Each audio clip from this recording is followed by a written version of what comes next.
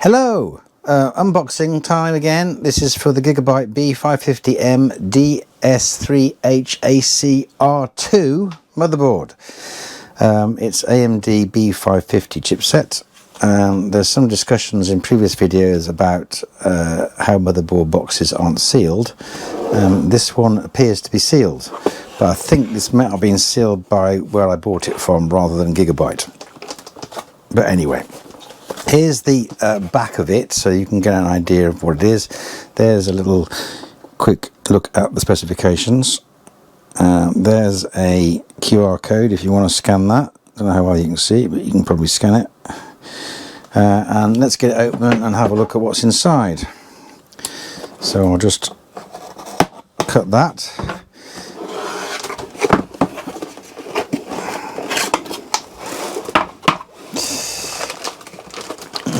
Get the motherboard out, if I can lift it out. So we'll look at that in a second, because we're going to look at accessories now. So I'll pull that box out. We have a couple of SATA cables, one of which is right angled. That's fairly standard. There is a Wi-Fi area with this one, because this has got Wi-Fi on it. There's a what is this? Is this compliance? I don't think it's instructions. It's sort of, no, it's mainly compliance, I think. There's no, can't work out how I could open that. I mean, I think it's just a, yeah, that's a compliance certificate. And then of course you've got the IO shield, and that's essentially all you get. So I'm putting this into a machine. It's going to go in with an AMD processor that's got graphics, because I want to just test something with it out of interest. I'll just get the motherboard out and I'll show you what we're talking about. So this has got a bit of tape on it, so I'll just cut that. So that's sorted out. And then take it out the bag, and there's the actual motherboard itself. So it's AM4, you've got 4 RAM, you've got PCI Express, 2 big ones, 1 small one. You've got 2 M.2 things. The clips are already on there, so there's no little bag of screws. This is what I'm particularly interested in. Oh, you've got USB 3 Gen 2, that's quite nice. And you've got USB 3.2 as well, and you've got a single USB 2 header, or USB, I think that's USB, yeah, single USB 2 header. This is what I'm interested in for this motherboard. It's the back, because you've got HDMI and DisplayPort, and what I'm particularly interested in finding out is whether the processor I'm going to put into it can let me use both of those outputs. So 2 monitors plugged into the motherboard. That's really what the purpose of why I'm buying this for. So I'm going to put it in the machine, get it all up and running, and then I'll come back and we'll see what happens. Right, we're back. So that motherboard, obviously, see the description, is in the computer. Just for sort of completeness, the processor it's using is this one, Ryzen 5 5600 GT. It's a 6-core 12-thread processor with Radeon graphics on board. Comes with a cooler. I think it's the Stealth cooler, the Wraith Stealth, I think. And the RAM I'm using is Kingston Fury, and we'll see if we can find the product code for it. There it is there, you can see it right there, look. So that's the RAM that's in it, and it's 2 8GB sticks, so 16 gig in total. And they're obviously they're assembled, they're put in.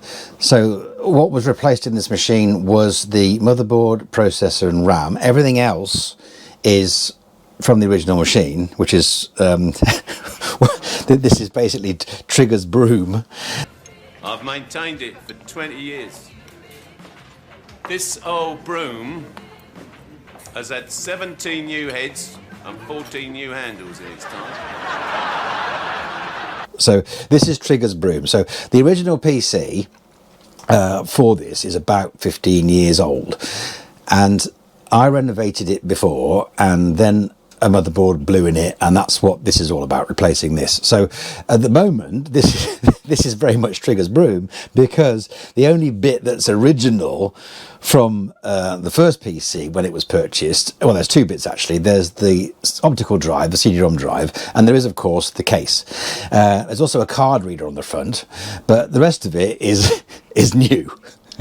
There's an SSD in there, there's a new motherboard, which is what this video is about, there's a new processor, new RAM, everything else. But obviously when I was talking about the unboxing, what I wanted to point out was this. I'm just going to unclip the camera and bring it round. You can see I'm using an HDMI port on the back and the display port.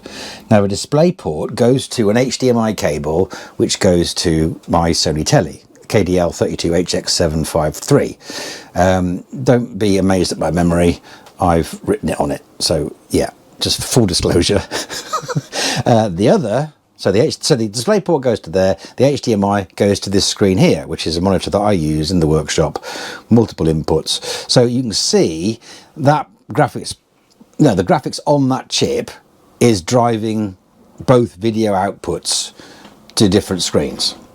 And you can see they're showing the same things, and I can move the mouse from one to the other, and it's working absolutely perfectly, which is what my customer wanted.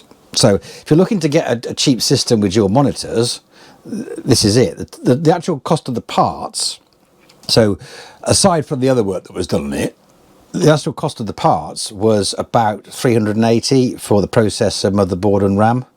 Obviously it's DDR4 RAM, got a bit lucky with the prices, so you can get a better, basically you can get a whole new machine capable of easily doing dual monitors without having to have a discrete graphics card, which might obviously affect things when it comes to power supplies. Anyway, I'm sort of digressing a little bit. So hopefully this video is helpful to you, and obviously liking and subscribing is important to me. But thanks for watching. To be honest, I'm all about Trigger's Broom. I'm all about making machines last longer. Also, this had a Windows 11 installation on it, and when I swapped the motherboard over and restarted it, it just carried on. I didn't have to reinstall, reactivate Windows, which is a big advantage of using Windows 11. Sometimes with Windows 10 it will just crash, but with Windows 11 I've found that if you're upgrading components, when you swap them over, it tends to just sort of have a bit of a jiggle and everything works. I have since then removed anything that was pertinent to the old motherboard and the old graphics card, because it had a graphics card in it, and I've obviously put the correct drivers on and everything else, everything checks out.